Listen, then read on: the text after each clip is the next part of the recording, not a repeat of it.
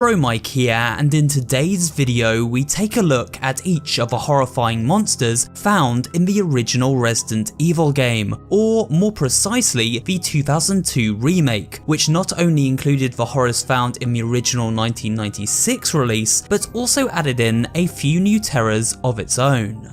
So sit back, relax, and let's explore the viral horror of Resident Evil. Central to the events of Resident Evil's story and the birth of all the monsters found within it, the T-Virus, also known as the Tyrant Virus, was manufactured by the nefarious Umbrella Pharmaceutical Company under the guidance of scientists Oswell E. Spencer and James Marcus. Phase 1 of the T-Virus project began in the late 1960s and was not only highly contagious, but also carried a near 100% fatality rate. However, as research continued into the late 70s, scientists working for Umbrella managed to evolve the project, and rather than killing the host, the T-Virus would now mutate them, granting them great strength and a hunger for flesh, despite the shutdown of both body and brain. This led to the creation of the many zombies we encounter throughout our adventure in the mansion.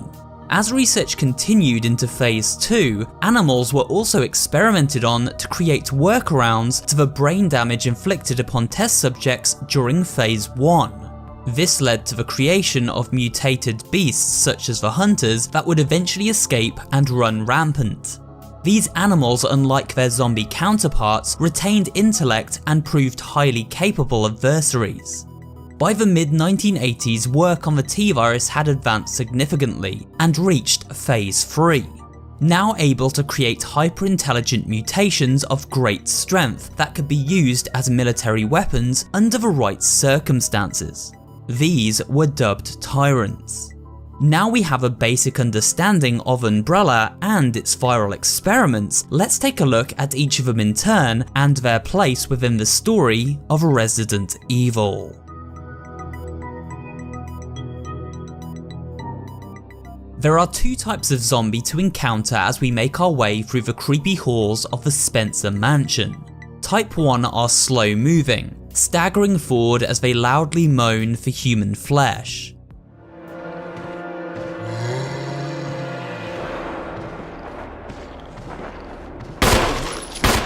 Their clothing tattered and bodies rotten, these were the early victims of the T-Virus experiments, before advancements were made allowing for more cognitive thought. They are fairly easy to dispatch, but are known for getting back up after being downed for the first time. However, these zombies also have a second evolved form known as the Crimson Head.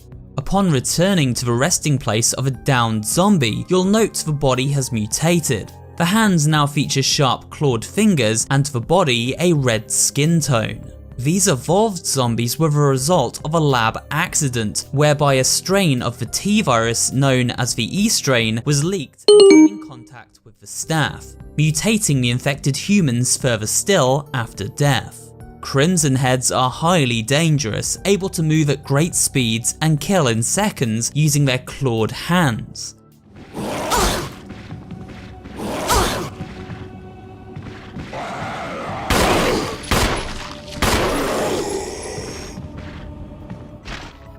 Lastly, we have the Crimson Head prototype. This mysterious test subject was once kept in the Umbrella lab and used for research purposes, but proved too lethal to control when one day it killed 4 workers during an attempt to feed it. Rather than destroy the specimen, Umbrella decided to store it in a sealed coffin below the grounds of the mansion for later experimentation. Upon unsealing the coffin, we come face to face with this prototype, leading to the first body